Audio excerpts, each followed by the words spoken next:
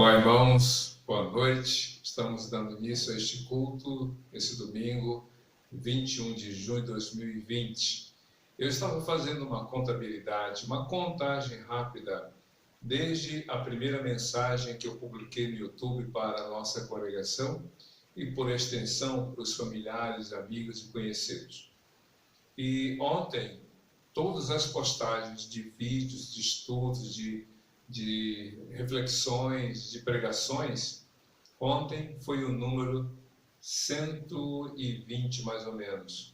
Ou seja, há um número considerável de postagens desde o dia 22 de março, quando nós começamos a trabalhar de modo virtual, e eu creio que essa tem sido uma grande bênção, não só para mim, mas vários pastores, líderes de modo geral, seminaristas, diáconos e irmãos que nem sequer tinham uma certa habilidade com o uso da tecnologia e até mesmo para se colocar, para apresentar uma palavra, uma mensagem, uma reflexão, esses irmãos têm surpreendido a tantos, porque assim, a obra de Deus não sofre solução de continuidade. E estamos então nesse terceiro domingo de junho, o próximo o último naturalmente, e nós aguardamos para que em breve a gente retorne às atividades presenciais com os devidos cuidados já definidos pelos órgãos que cuidam da saúde coletiva, saúde pública. Então nós somos gratos a Deus, porque se, digamos assim, os recursos não são dos melhores, a tecnologia não é de última geração, mas quantos gostariam de ter a oportunidade que Deus está me dando para poder divulgar a palavra dele através dessa tecnologia, através dessa rede, e quantos outros gostariam de receber também o que você está recebendo, de participar da forma como estamos participando. Olha que coisa interessante, o Brasil tem dimensões continentais, como a gente gosta de falar. E esses dias eu vi a distância entre Espanha, vamos supor, ou Inglaterra e Moscou, menor do que a distância entre o Acre e, vamos supor, Pernambuco. Veja só o tamanho do Brasil, acho que cabe a Europa e mais um pouco. Então, a gente tem em vários lugares diferentes situações e realidades. Mas todos nós no Brasil estamos tensos e preocupados com a Covid-19, e eu creio que, embora, digamos, muita coisa daquilo que foi motivo de muita preocupação já deva ter passado, alguns lugares, digamos assim, as restrições têm diminuído, a flexibilidade, algumas cidades estão voltando à sua rotina. E nós, em Duque de Caxias, e como também outras cidades do Rio e do Brasil, aguardamos o momento de retornar, ao menos a questão eclesiástica, a um retorno tranquilo. Enquanto esse momento não surge, continuamos adorando a Deus através dessa forma. O importante é um só coração, um só espírito no louvor e adoração ao Senhor. Vamos orar então, entregando a Deus este culto, para que tudo quanto vier a acontecer nele seja para a glória do Senhor. Oremos. Muito obrigado a Deus por esse dia, muito obrigado por esse culto que a Ti oferecemos. Entregamos em Tuas mãos, ó Deus, a Tua vontade, a Tua obra. Te suplicamos para que Teu Espírito Santo nos conduza no louvor e na adoração ao Senhor. Que Tu perdoes, ó Deus, os nossos pecados e nos dê a bênção e a alegria de oferecer a Ti um culto devido ao Teu santo nome. É isso que nós pedimos, para que a Tua palavra também, sem impedimento algum, chegue ao coração de cada um. É o que nós já agradecemos, em nome de Jesus. Amém. Que bênção a gente poder orar. Um dia a gente vai se abraçar pessoalmente, nada de apertar ou tocar o cotovelo, mas apertar a mão de forma intensa e a gente poder estar mais próximo, né, na convivência e na adoração ao Senhor. Daqui a pouco nós teremos a mensagem, você já está vendo o título, né? Deus quer sarar esta nação. Deus quer fazer uma obra nesta nação. Então, daqui a pouco a gente vai meditar nesse texto, 2 Crônicas, capítulo 7, versos 13 e 14. Mas antes da mensagem, teremos uma participação musical e vamos então, antes da música, do louvor específico, a gente vai orar a Deus, pedindo ao Senhor que realmente Ele nos oriente e que realize na vida de cada um de nós a sua boa, perfeita e agradável vontade. No livro de Jeremias, capítulo 33, no verso 3, a Bíblia diz assim: clame a mim e eu responderei e lhe direi coisas grandiosas e insondáveis que não sabes ou que não conheces. Eu vou repetir: clame a mim e eu responderei e lhe direi coisas grandiosas e insondáveis que você não conhece. Então, clamar é suplicar, é pedir. E Deus diz aqui no texto que Ele vai responder e vai falar coisas que é do nosso desconhecimento, mas que para Ele é tudo claro.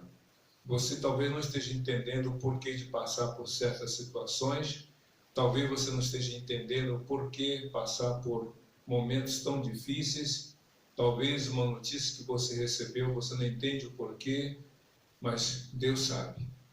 Descanse em Deus, clame a Deus. E olha só que nesse texto aqui, Jeremias estava preso, estava preso no pátio, e aí, ali naquela prisão, diz o texto aqui, né, nesse lugar, no pátio da guarda, Deus falou ao coração dele. Ele estava preso, mas a palavra de Deus não. Ele estava limitado, mas o poder de Deus é ilimitado. Então confie no Senhor. Eu quero pedir a você que, se for possível, segure na mão de quem está do seu lado, aí na sua família, ou quem sabe, nesse ambiente de trabalho que você está assistindo o intervalo, este culto, que você se aproxime da pessoa e vamos orar. Vamos clamar a Deus para que realmente Ele faça a vontade dEle. Oremos. Senhor Deus, nosso Pai, muito obrigado por esse dia, obrigado pela Tua palavra, que Teu Espírito Santo, ó Deus, fale ao coração de cada um de nós, e agora te suplicamos para que Tu, ó Deus, ouças o clamor, a súplica, a oração daquele que neste momento, com toda a sinceridade do seu coração, clama ao Senhor por um milagre, por uma resposta, por uma saída, por uma solução. Ó Deus, faça aquilo que está além da capacidade de cada um de nós e glorifique Teu nome em cada coração. Que Tu nos tornes testemunhas do Teu agir, do Teu poder, da Tua bondade, da Tua misericórdia. Cura o enfermo, conceda um novo emprego ao desempregado, abra aquela porta, ó Deus, da resposta para aquele que suplica humildemente. Que nessa noite seja uma noite marcante, pelo quebrantamento do coração de cada um na Tua presença, e que também, ó Deus, no devido tempo, pelo Teu modo e para a honra e glória do Teu santo nome, a resposta venha do Teu coração para o coração daquele que clama. É isso que nós pedimos e te agradecemos em nome de Jesus. Amém. Vamos então ter esse momento de participação musical, esse momento de louvor através de uma canção, de um ato de adoração. Que você use esse tempo para refletir, para adorar a Deus e também se preparar para a mensagem que Ele tem para você nesta noite. Que Deus te abençoe. Oh, Jesus, intercedemos agora pelo nosso Brasil, Pai. Intercedemos, ó Deus, pela nossa nação. Sara a nossa terra, Senhor. Sara a nossa nação, Senhor. Perdoa, Senhor, esse povo, Pai.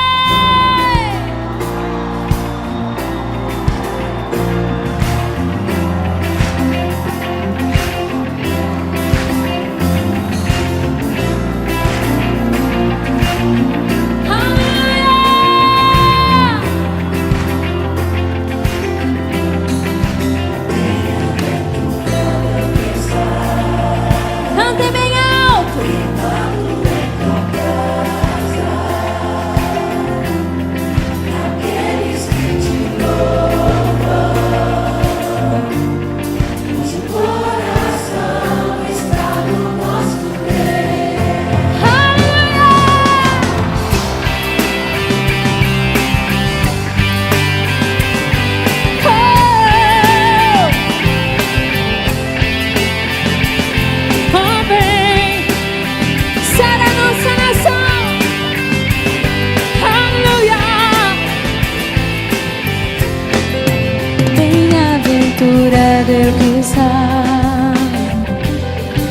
firmado em tua casa, aqueles que te louvam, cujo coração está no nosso Deus. Bem-aventurado é o que tem sede da justiça de Deus.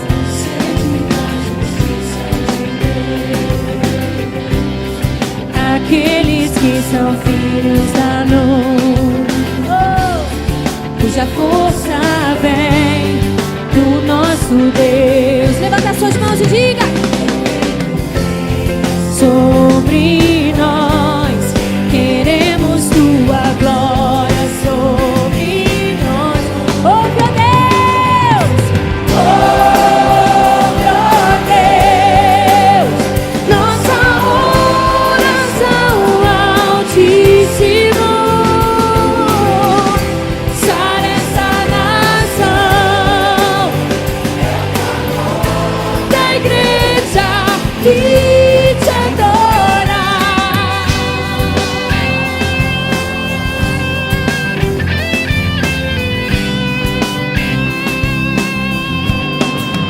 Bem-aventurado é o que está firmado em tua casa, aqueles que te louvam.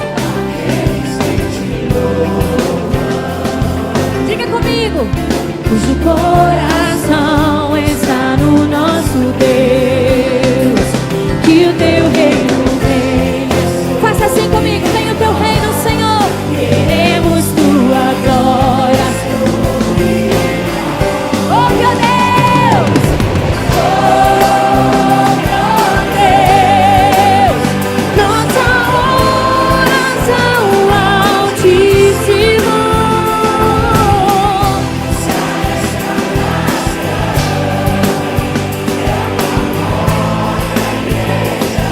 que te adora.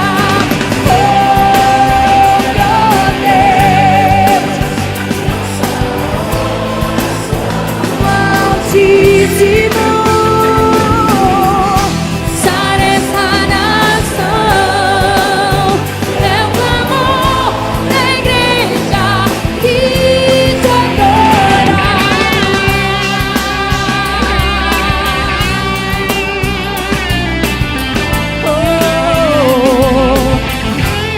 Levanta suas mãos agora, vamos começar a declarar e profetizar as bênçãos do Senhor sobre essa terra. Diga comigo em alta voz: só tu és santo, só tu és santo, só tu és santo, Senhor. Quero ouvir mais alto, declare: só tu és santo, só tu és santo, Senhor. A igreja, só tu és santo, só tu és santo, só tu és santo, Senhor. Só tu és santo, Senhor. Só tu és santo,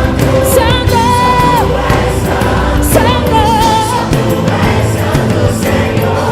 Declare: oh meu Deus, nossa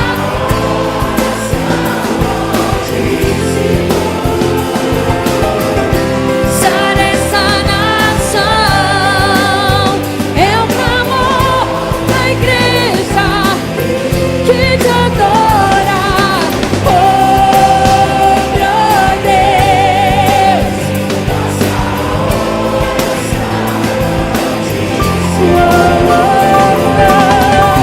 sara essa nação, da igreja que te adora.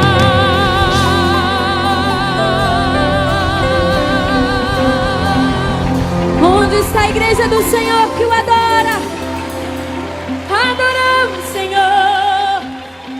Adoramos o Senhor.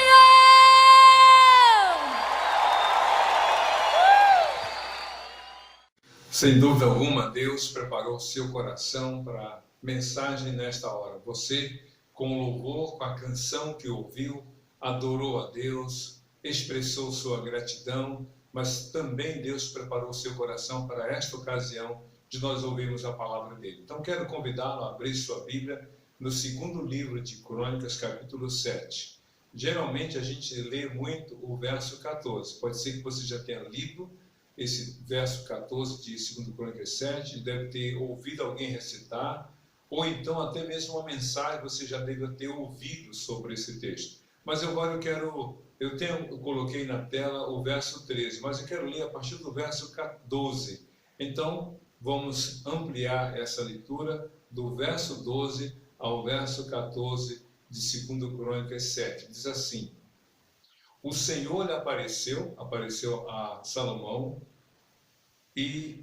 o Senhor lhe apareceu de noite e disse: ouvi sua oração e escolhi este lugar para mim, como um templo para sacrifícios.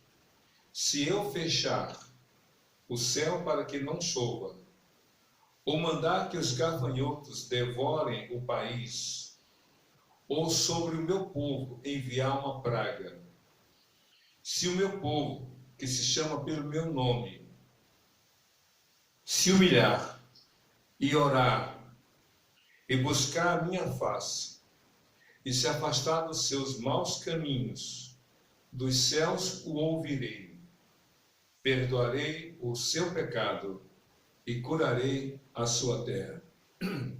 Em outras traduções, tem sararei a sua terra. Por isso que eu coloquei sarar, né, a terra. Pois bem, o que a gente acabou de ler foi uma resposta de Deus a um homem.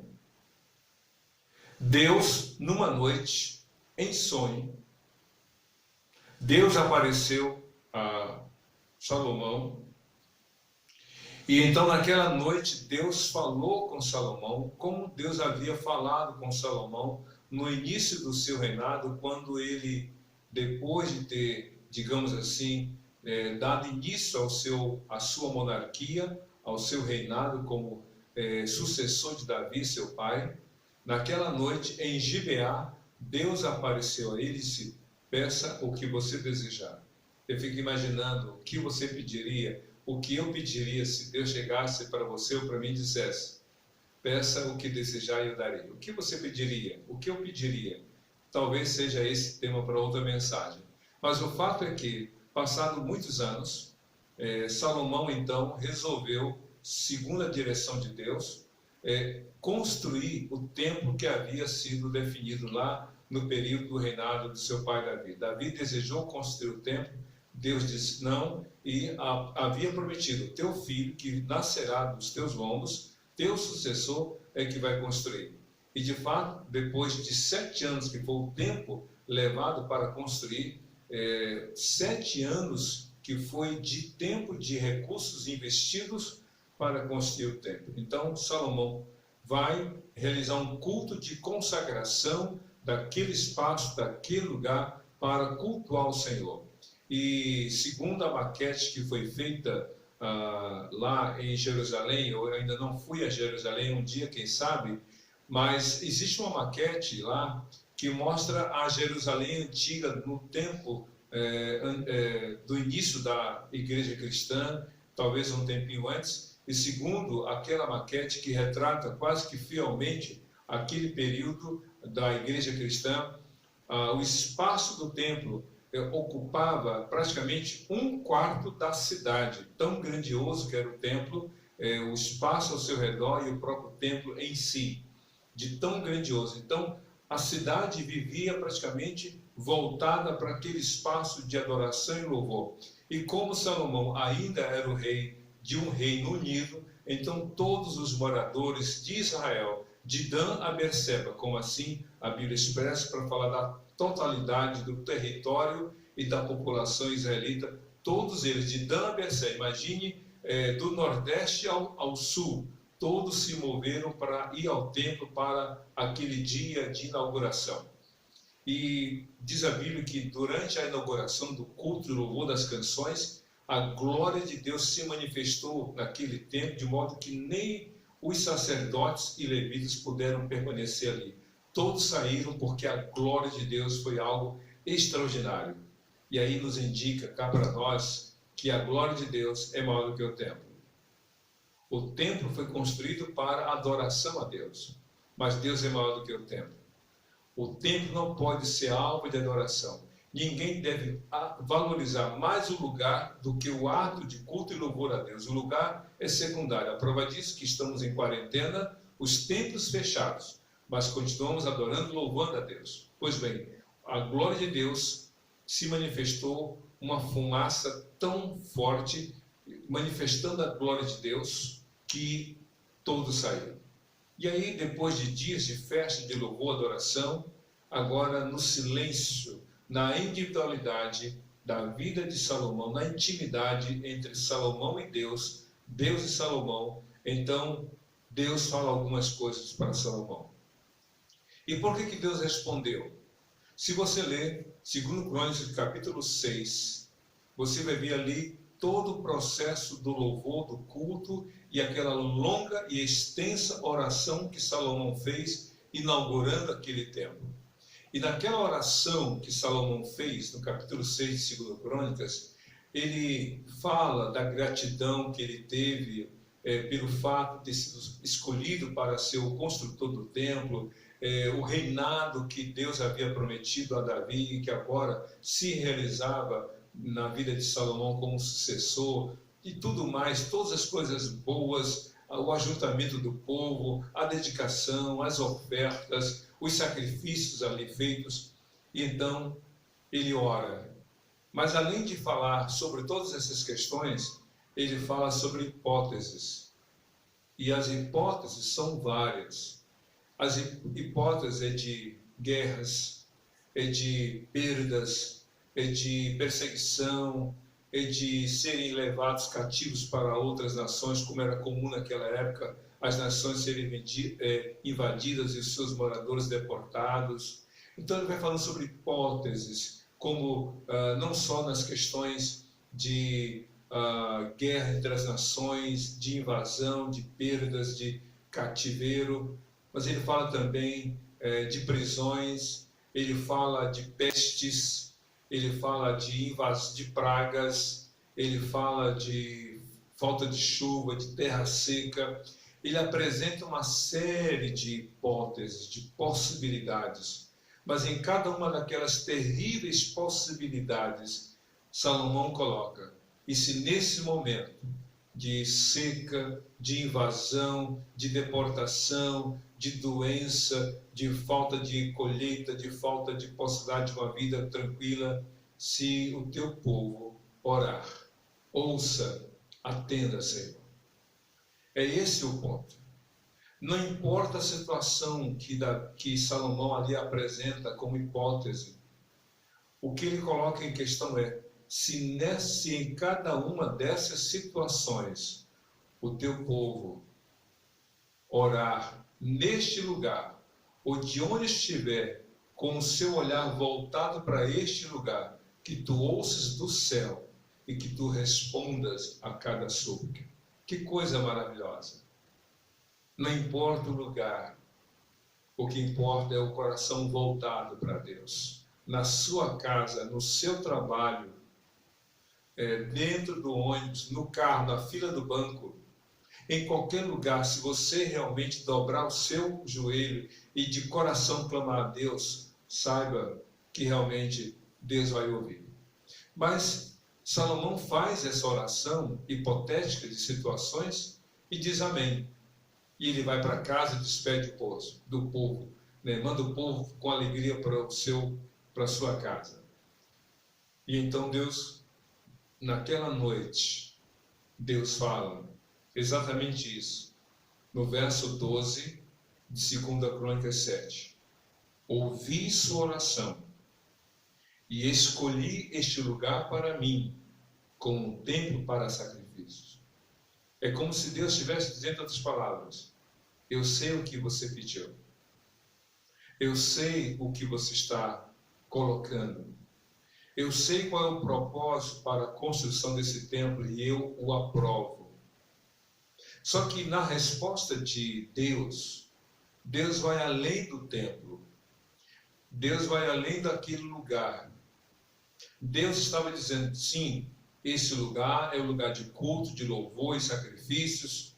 Nesse lugar eu vou estar atento a cada súplica. Mas aí ele coloca algumas questões que para nós são muito importantes. O tema dessa mensagem é: Deus quer sarar esta nação. Mas é que Deus fala no versículo 13 de 2 Crônicas 7. Ele diz assim: se eu fechar o céu para que não chova, ou mandar que os gafanhotos devorem o país, ou sobre meu povo enviar uma praga. Eu não sei se você tem ideia do peso dessas palavras de Deus para com Salomão e, por extensão, a todos os hebreus daquela época. Deus fala de 3 hipóteses. Houve várias hipóteses apresentadas por Salomão. E Deus fala apenas de 3. E essas 3 hipóteses falam muitas coisas que envolvem todas aquelas apresentadas por Salomão. A primeira coisa que Deus fala é o seguinte: vejam só, se eu fechar os céus para que não chova, ou, entendemos assim, se eu mandar que os gafanhotos devorem o país, ou se sobre o meu povo eu enviar uma praga. Ou seja, Deus está dizendo o seguinte: eu tenho o controle de tudo. Eu estou no controle de todas as coisas. Salomão construiu um templo para louvor e culto a Deus. Mas Deus não se agrada de templos se a vida daqueles que estão no templo não está de acordo com o alvo da adoração. Deus não está mais preocupado com a oferta do que com o ofertante. Deus não está mais interessado naquilo que é feito do que aquilo por quem é feito. Entende isso? Muitas pessoas estão preocupadas por causa do tempo que está fechado. Mas a pergunta é: e o coração? E a vida da pessoa? Muitas pessoas dizem: no meu lugar de culto, de adoração e louvor está fechado. E é natural que a gente sinta, porque se estamos na prática, na rotina semanal, e alguns 2 vezes ou mais por semana indo ao templo, é natural que se sinta a falta do ajuntamento, da coletividade, do abraço, da adoração em grupo. É natural. Mas Deus não está preocupado tanto com o lugar. O lugar é importante, mas o mais importante é a vida daquele que adora a Deus. Deus não está preocupado com o que você oferece, mas com a sua vida e como oferece. Então, Deus está dizendo no versículo 13 de 2 Crônicas 7 que Ele está no controle de tudo. Se você ler os primeiros capítulos, principalmente o capítulo 7, se não estou enganado, de Jeremias, Deus fala através do profeta: vocês dizem, templo do Senhor, templo do Senhor. E aí, em outras palavras, Deus está dizendo: vocês estão fazendo do meio um lugar de adoração, ou motivo de adoração. Eles iam para o templo, e o templo era o lugar onde os judeus se reuniam para adorar a Deus. Porém, eles passaram a adorar o templo e se esqueceram do Senhor, Deus, Criador dos céus e da terra. Em capítulo 1 de Romanos, a partir do verso 18 até o verso 32, Deus fala através do apóstolo Paulo que o homem é indesculpável, a humanidade como um todo, porque a humanidade se afastou de Deus e passou a adorar a criatura no lugar do Criador, que é bendito eternamente. Fizeram de pau e pedra, de criaturas, de pessoas, alvos dos seus atos de culto, em vez de cultuar ao Criador, ao Senhor dos céus e da terra. Então Deus está dizendo para o rei Salomão: eu estou no controle de tudo. Eu controlo a chuva, eu controlo os gafanhotos, eu controlo as pragas, eu estou no controle de tudo. Você acredita nisso? Você crê nisso?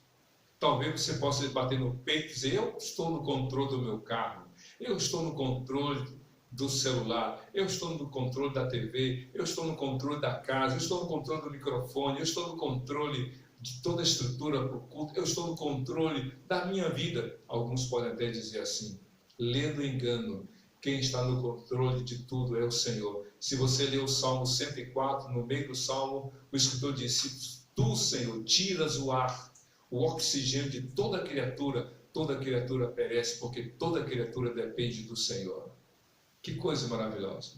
Eu estou no controle de tudo, diz o Senhor. Mas ele fala algo muito também interessante no versículo 13 de 2 Crônicas. Ele diz assim: se eu fechar o céu para que não chova, a chuva para uma região seca, a chuva para uma região que tem 2 períodos de chuva muito importantes, a chuva serôdia, a primeira e as últimas chuvas. As primeiras chuvas eram as chuvas para o plantio, e as últimas chuvas eram aquelas derradeiras para favorecer a colheita. E então Deus fala: se eu fechar os céus de modo que não chova, quem controla a chuva é Deus. Deus controla a chuva. Infelizmente, quanta gente atribui a outras pessoas aquilo que é só devido ao Senhor. Pedro, que foi apóstolo de Jesus, ele não é o que controla a chuva. É um ledo engano, porque antes de Pedro nascer, o dilúvio aconteceu.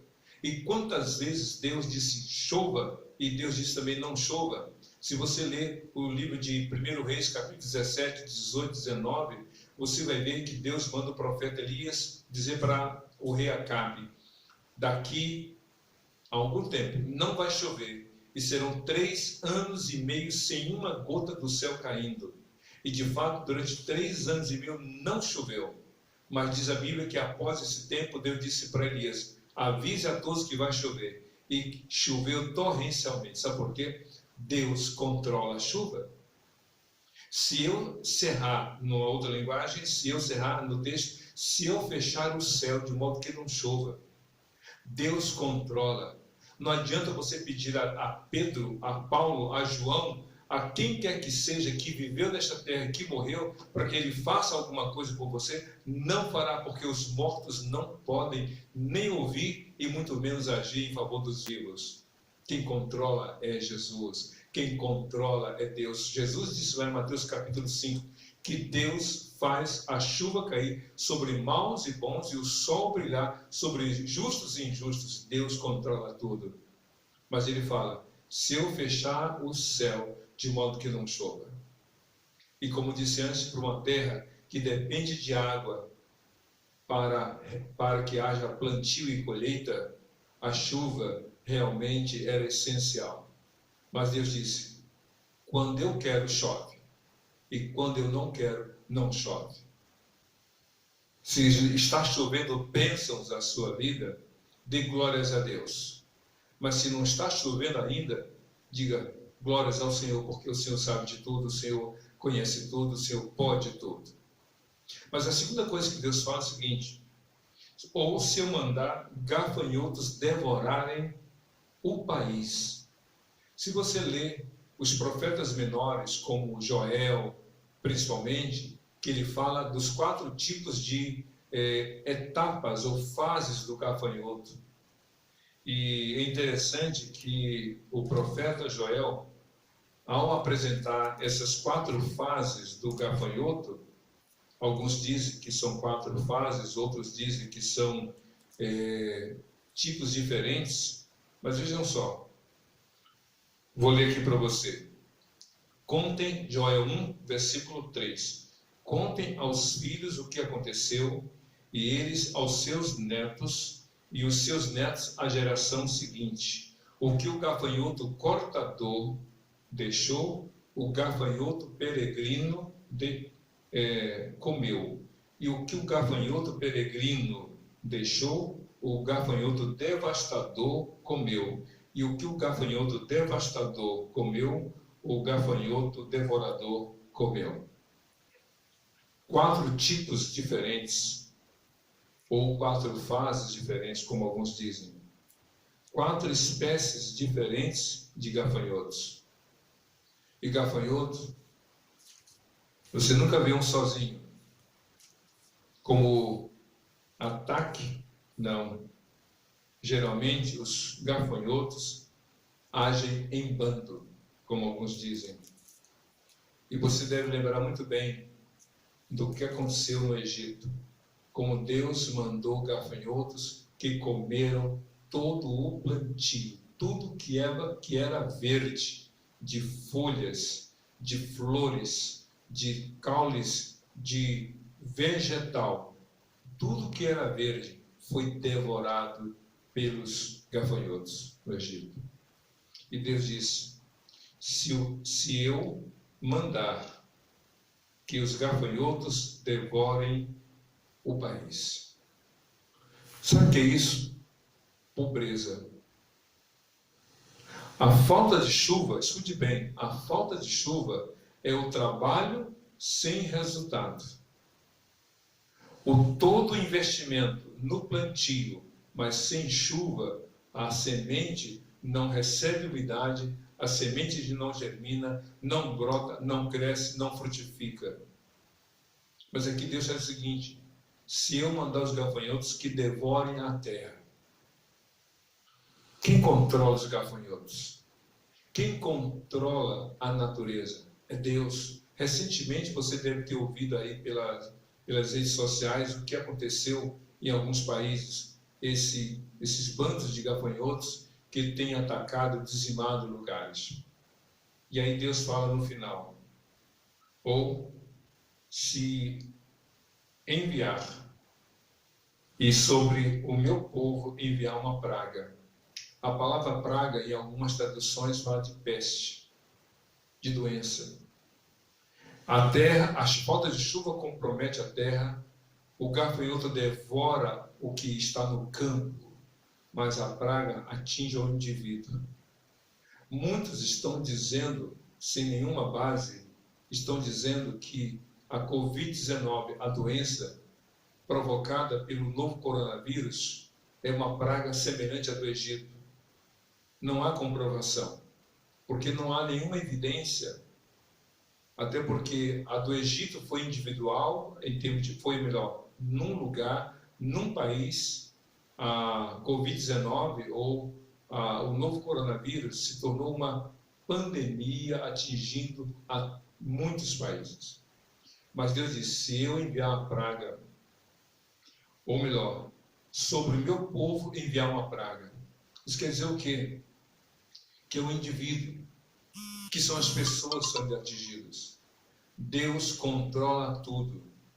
Deus sabe de todas as coisas.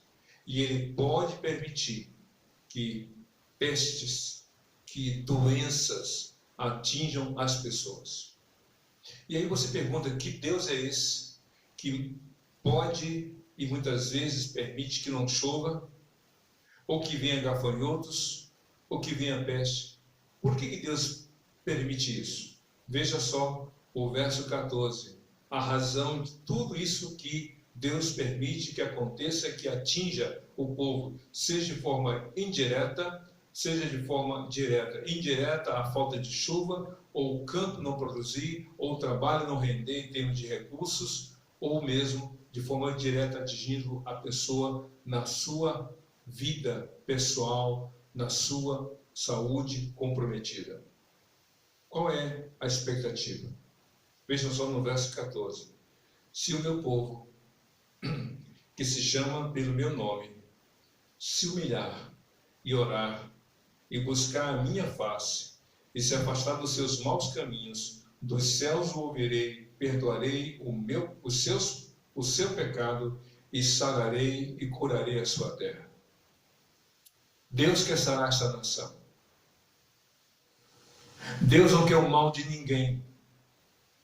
Mas através do sofrimento que cada um passa, Deus está dizendo, ajuste a sua vida comigo. Você que ouviu no passado a minha palavra, você que na infância ia para a igreja, você que na adolescência me adorava, você que cantava na igreja, que tocava na igreja, que pregava na igreja, que cuidava de crianças na igreja, que estava na recepção, que estava em outros ministérios da igreja e hoje não está, ajuste a sua vida comigo, diz o Senhor. Porque disse, se o meu povo que se chama pelo meu nome, falando de uma individualidade, de uma questão pessoal, você, meu querido, é criatura de Deus. Deus deu vida a você, Deus ama você, Deus quer você de volta para Ele.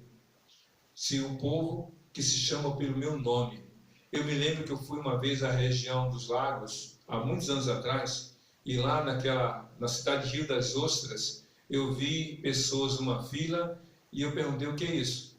É alguém que escreve o seu nome num grão de arroz. Eu falei, não é possível. De noite ainda? Pois é. Aí eu fui para aquela feirinha com a minha esposa e meu filho era pequeno, e entramos na fila e eu comprei, pedi para a pessoa pegar um grão de arroz, e olha que é pequeno. Ela escreveu o nome do meu filho, Jonathan, naquele grão de arroz, e fez um pingente e colocou num frasco com óleo para não estragar, e ali o meu filho andava com um grão de arroz com o nome dele. Mais do que o nome de um grão de arroz, é ter o nome do Senhor no coração. Se este povo que se chama pelo meu nome, você que um dia creu em Jesus, ou se você ainda não creu em Jesus, volte para Deus e creia no Senhor. Porque quem crê em Jesus se torna filho de Deus e passa a carregar o nome de Deus no seu coração e o próprio Deus, porque Cristo falou em João 14, 21, aquele que tem os meus mandamentos e os guarda, esse que me ama, e aquele que ama, eu o amarei e virei a ele e farei nele morada. E no verso 23, e todo aquele que guarda os meus mandamentos e me ama, é o que me ama, e meu Pai o amará, e viremos a ele e faremos nele morada. Aquele povo que se chama pelo meu nome. Mas ele fala algumas coisas muito interessantes aqui. Ele diz assim, se meu povo que se chama pelo meu nome se humilhar, Deus quer sarar a sua vida, Deus quer curar esta nação que está vivendo momentos críticos. A última estatística, mais de 1 milhão de pessoas afetadas, infectadas pelo novo coronavírus nesse dia, e mais de 47 mil pessoas já mortas pelo novo coronavírus, pela Covid-19. Fora o que acontece em outras nações. Essa nação precisa de cura. Essa cura não é simplesmente a saída, a retirada da Covid-19 ou a descoberta de uma nova vacina.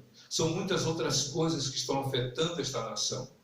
Pois bem, Deus fala, se humilhar, humilhe-se, quebrante-se, se volte para Deus, reconheça que você precisa dele. Ele continua, se humilhar e orar e buscar a minha face. Vejam só a sequência dos atos, se humilhar, orar e buscar a minha face. São atitudes de quem verdadeiramente se quebranta diante de Deus, que se dobra diante de Deus, que busca a Deus em oração, que de forma verdadeira, autêntica e sincera busca ao Senhor. Não adianta você clamar a Deus na hora do incêndio e depois que é livrado dele, se esquece de Deus. Os 10 leprosos clamaram a Deus, clamaram a Jesus, filho de Davi, tenha compaixão de nós. Os 10 foram curados, só um voltou para agradecer, os 9 seguiram a sua vida. Os 10 tiveram fé para serem curados, mas só um teve coração de gratidão para voltar e servir ao Senhor. Essa é a questão. Então, se humilhar, orar e buscar a face do Senhor. Mas para você viver essa cura para a sua vida, a nação para ser curada também, diz o texto, e se afastar dos seus maus caminhos. Sabe o que é isso? É arrependimento. Humilhação diante de Deus, oração, súplica verdadeira e sincera, mas arrependimento. Porque se você olhar pelo contexto, falta de chuva, gafanhotos devorando a terra, e peste e praga vitimizando as pessoas de modo fatal, Deus está dizendo, há alguma coisa que não vai bem com o povo. Há erros, há pecados, há desobediência, há rebeldia, há corrupção, há falta de temor a Deus. Há muita coisa errada nesta nação. E a prova disso são os danos que a nação está vivendo. Há muita coisa que está errada na nação. E a prova disso são os problemas que ela enfrenta. Mas Deus diz, se afastar dos seus maus caminhos, um sincero arrependimento, um retorno a Jesus, porque arrependimento na língua grega é metanoia, e metanoia é mudança de propósito, é mudança de atitude. Primeiro se muda a forma de pensar, depois a forma de agir. Se você não se arrependeu, ou melhor, se você não mudou de atitude diante dos seus erros, você não se arrependeu. Você precisa se arrepender. Você precisa realmente mudar de atitude. Porque é isso que Deus deseja. Você precisa mudar, se arrepender. E Deus fala, mude de atitude. E aí diz o texto, então eu ouvirei dos céus, perdoarei os seus pecados e curarei a sua terra. Os 3 atos que revelam a resposta de Deus. Eu ouvirei, eu perdoarei e curarei. A cura é a última coisa da parte de Deus, porque a primeira coisa para acontecer é o homem buscar a Deus. Você quer cura? Você quer que Deus sare a sua vida, a sua família desta nação? Então vamos clamar. Mas a você em particular, você quer a cura de Deus, você quer que Deus sare a sua vida, da sua família, então clame a Deus, se arrependa dos seus pecados, busque o Senhor de todo o seu coração, porque Ele prometeu, eu vou ouvir, eu vou perdoar, eu vou sarar. Perdoar é a cura para a alma, e a cura para a terra é tirar, é mandar a chuva, é ter colheita, é ter vida saudável na presença dEle. Deus quer que você faça isso hoje. Vamos orar. Feche seus olhos, curva sua cabeça e diga, Senhor Jesus, nesta hora eu me arrependo dos meus pecados, eu coloco a minha fé em Jesus, eu declaro que Jesus é o meu Senhor e suplico que Ele sare a minha vida, o meu coração, para eu viver segundo a vontade do Senhor. Cura o Brasil, sara esta nação para a glória de Jesus. É isso que eu te peço e te agradeço, em nome de Jesus. Amém. Que Deus te abençoe, hoje e para todos sempre. Amém.